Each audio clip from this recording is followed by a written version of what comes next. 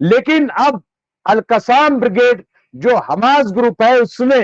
متنبع کیا ہے، خبردار کیا ہے اسرائیلی فوج کو کہ اگر آپ ہمارے یہاں گھسے تو آپ بچ نہیں پاؤ گے، آپ تباہ و برباد ہو جاؤ گے۔ یہ گزشتہ دنوں میں غاصب صہیونی حکومت کے آرمی چیف آف اسٹاف نے ایک بیان میں کہا تھا کہ ہم غزہ میں جہاں بھی چاہے تو پہنچ سکتے ہیں۔ اس پر القسام بریگیڈ نے ایک ویڈیو پیغام جاری کر کے اسرائیلی حکومت کے اس فوجی عہدیدار کی ہرزہ سرائی کا جواب دیا۔ غزہ میں جہاں بھی قدم رکھو گے تو مارے جاؤ گے۔ یہ بیان جو ہے آیا ہے حماس کی طرف سے،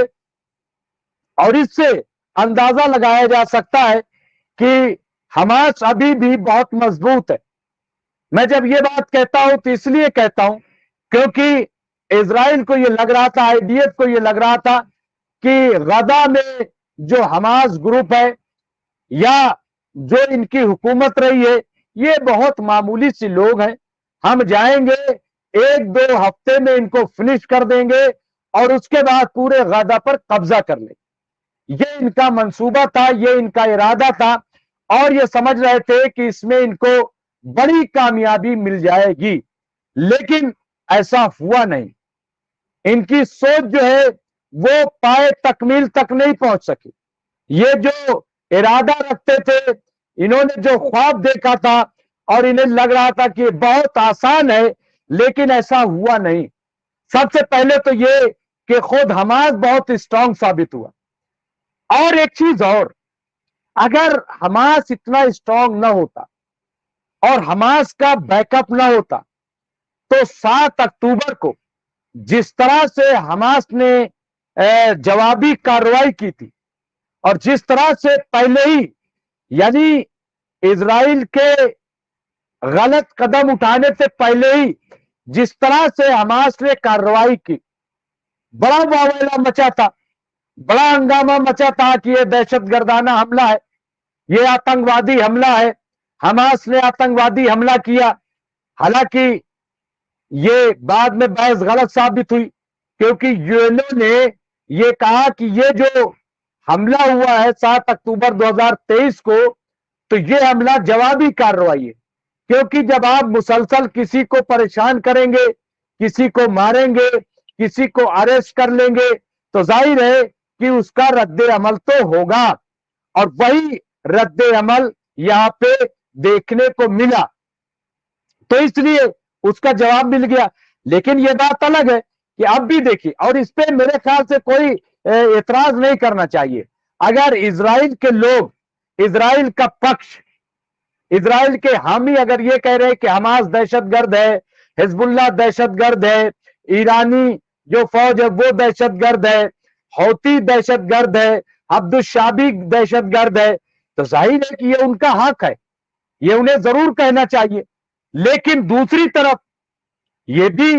جو ایران ہے، جو حزب اللہ ہے، حماس ہے، یہ بھی الزام لگاتے ہیں، اور ان کے حامی بھی، کہ دراصل اسرائیل دہشت گرد ہے، یہ امریکہ دہشت گرد ہے، اور ان کے جو ساتھ دینے والے ہیں وہ دہشت گرد ہیں، کیونکہ یہ بے گناہوں کو مارتے ہیں، یہ مظلوموں کو مارتے ہیں، یہ پناہ گزینوں کو مارتے ہیں۔ تو یہ چیز، اب میں دوسری خبر کی طرف بڑھا، یہاں حزب اللہ کا کاربائن آپریشن کتنے گھنٹے جاری رہا اور کتنے میزائل داغے گئے، یہ میں پوری رپورٹ آپ کے سامنے پیش کر رہا ہوں۔ یہ سحر نیوز ایجنسی کی رپورٹ ہے جو آپ کی خدمت میں پیش کرنے جا رہا ہوں، اور اس میں جو چیز ہے، حزب اللہ لبنان کا آپریشن اربعین، اب بھی صہیونی حکومت، اس کی فوج اور مبصرین نیز تجزیہ کاروں کے اذہان یعنی ذہن پر مسلط ہے، حاوی ہے اس پر۔ صہیونی حکومت کو امریکہ کی مکمل حمایت حاصل ہے، اور حزب اللہ اور تل ابیب کے درمیان جنگ غیر مساوی ہے، اور اس کے باوجود حزب اللہ کا آپریشن اربعین اتنا کامیاب رہا، اور اس میں صہیونیوں یعنی اسرائیلیوں پر ایسی کاری ضرب لگے ہیں کہ ان کے اثرات سے اب بھی صہیونی نکل نہیں پائے ہیں۔ आगे मैं बढ़ता हूं और उसके बाद यहां पे इजरायली हुकूमत की यांत नामी साइट पर एक सयूनी फौजी मुबस्सिर योफ जैतून ने ऑपरेशन अरबईन से मुतालिक नई तफसीलात बयान की हैं। वो क्या नई तफसीलात हैं मैं आपकी खिदमत में पेश कर रहा हूं और फिर उसके बाद आप लोगों के सवाल जवाब मैं लूंगा। सयूनी हुकूमत के इस फौजी मुबस्सिर ने यानी तजिया निगार ने ये लिखा है कि गुज़िश्ता इतवार को ऑपरेशन अरबईन में नहारिया में और देबूरा बहरी जहाज पर अमरीकी बहरिया के फौजी डेविड मूशे की हलाकत की तहकीक हो रही है। इसने लिखा है कि इजरायली हुकूमत आइंदा के लिए तैयारी कर रही है और इसने 2006 के बाद से अब तक हिजबुल्लाह के सबसे बड़े मिसाइली हमले से दर्स हासिल किया है कि जिसका मकसद सिर्फ इजरायली डिफेंस सिस्टम को इंगेज करना था। और आगे बढ़ते हैं। इस सयूनी फौजी मुबस्सिर ने लिखा है कि यह हमला 25 अगस्त को फिलिस्तीन के वक्त के मुताबिक सुबह 4:37 पर शुरू हुआ और तकरीबन 2.5 घंटे जारी रहा। उसके लिखने के मुताबिक इस दौरान हिजबुल्लाह ने 250 मिसाइल फायर किए और ड्रोन तैयारों से अपने मुबैना अहदाफ मिन जुमला गलीलोत अड्डे को निशाना बनाया। सयूनी फौजी मुबस्सिर योफ जैतून ने लिखा है कि हिजबुल्लाह ने 30-40 मामूली और बड़े मिसाइल फायर किए और ये हमले बहुत दकीक थे, जिनके बाद लेबनान से ऐसे ड्रोन रवाना हुए जो गिरने के बाद धमाके से फट जाते हैं और तबाहकुन बम का काम करते हैं। उसने लिखा है कि मुश्किल ये थी कि ये ड्रोन तैयारे जनूबी लेबनान से नीची परवाज करते हुए आए और इसके अलावा पहाड़ी रुकावटों ने भी हमारे लिए मुश्किलात खड़ी की और हमारे रेडार इनका पता नहीं लगा सके। अब यहां पे आप देख लीजिए, मैं पूरी रिपोर्ट जो है वो मैं आपकी खिदमत में पेश कर रहा हूं। योफ जैतून ने इजरायली हुकूमत की एयर डिफेंस फोर्स के कमांडर के हवाले से लिखा है कि गदा मैदानी इलाका है और कोई चीज भी फायर किए जाने के बाद जैसे ही फजा में बुलंद होती है नजर आ जाती है और फिर चंद सेकंड के बाद अंदर खतरे के सायरन बज जाते। लेकिन अल जलील की जोग्राफियाई पोजीशन मुख्तलिफ है और वहां हमारे सामने मुश्किलात है और हमें हिजबुल्लाह जैसे इंतहाई जहरीक दुश्मन का सामना है जिसने अब तक अपनी सभी तवानाइयां जाहिर नहीं की हैं। ये हम नहीं कह रहे, बल्कि जो इजरायली हुकूमत के मुबस्सिर हैं, जो उनके तर्जुमान हैं, वो ये बात कह रहे हैं। इससे पहले सनीचर को भी एक सयूनी मीडिया ने एतराफ किया था कि हिजबुल्लाह के ड्रोन इजरायली हुकूमत के सिक्योरिटी इदारों के लिए बाइस तशवीश है। मैं आपको इससे पहले भी मैंने इसका जिक्र किया था, ये और भी तफसील यहां मौजूद है, लेकिन मैं इसके अलावा जो चीज मैं पेश कर रहा हूं और वो पेश करना चाहता हूं, क्योंकि इससे पहले आपने देखा होगा कि किस तरह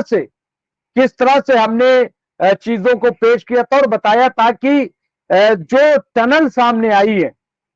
जो बनकर सामने हिजबुल्लाह के आए हैं, वो हमास से 10 गुना ज्यादा खतरनाक है, 10 गुना ज्यादा फैले हुए। आपने हमास के टनल को सुना होगा कि ये 550 किलोमीटर पर फैली हुई टनल है, 550 किलोमीटर। और ये ऐसी टनल है कि जिसमें पूरे ट्रक जा सकते हैं और ट्रकों पे मिसाइल लदे हुए जा सकते हैं और लदे हुए पाए गए, ये रिपोर्ट है। और दूसरी तरफ हमने देखा कि जब حماس اور حزب اللہ کی ٹنل کا موازنہ کیا گیا تو اس میں یہ پایا کہ حزب اللہ بہت زیادہ اسٹرانگ ہے، 10 گنا زیادہ، اور جو حزب اللہ کی میزائلیں وہ بہت زیادہ، یعنی 200 کلومیٹر 300 کلومیٹر فائر کرنے والی میزائلیں ان کے پاس موجود ہیں، اور جس طرح سے ابھی 250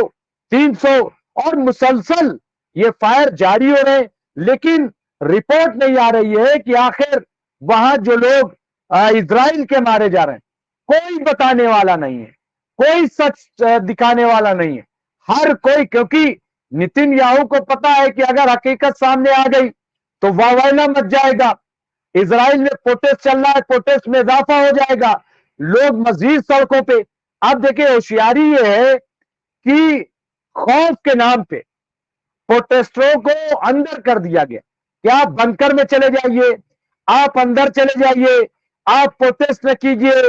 یہ جنگ کا ماحول ہے، ہم جواب دے رہے ہیں، ہم بات، یہ تمام چیزیں جو ہے وہ کی جا رہی۔ لیکن بہرحال میں اور خبروں کی طرف آؤں گا، لیکن ہمارے ساتھ اسلم لاوارث صاحب جڑے ہوئے ہیں، انہوں نے لکھا ہے، ممتاز صاحب ذرہ نوازی کے لیے عمیق قلب سے شکریہ، یہ آپ کا بڑکپن ہے اور اعلیٰ ظرف ہے جو ہماری نوازش کرتے ہو، گرچہ ہم آپ سے سیکھتے ہیں، البتہ جزاک اللہ۔ نہیں دیکھیں، ایسا ہے کہ کوئی کسی سے نہیں سیکھتا اور سب ایک دوسرے سے سیکھتے ہیں،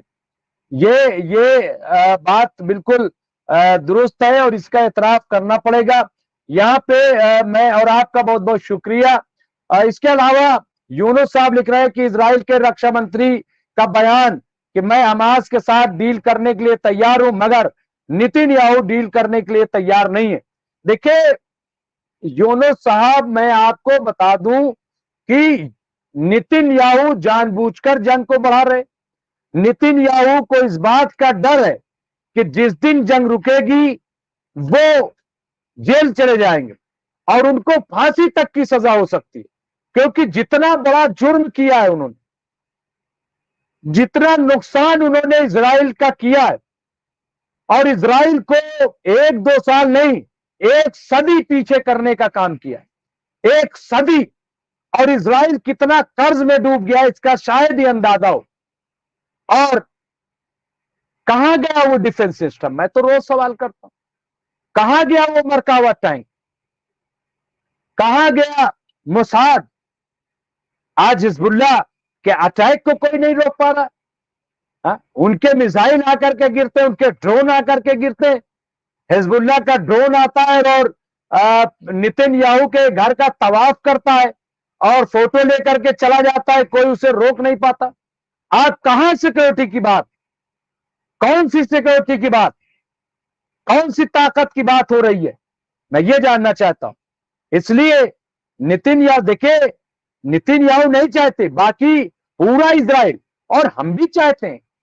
ہم بھی چاہتے ہیں، کیونکہ جنگ کسی مسئلے کا حل نہیں ہے، ہندوستان یہی چاہتا ہے، ہندوستان کے ہی موقف ہے۔ ابھی آپ دیکھیں کہ یوکرین اور روس کے معاملے میں بھی ہندوستان کا موقف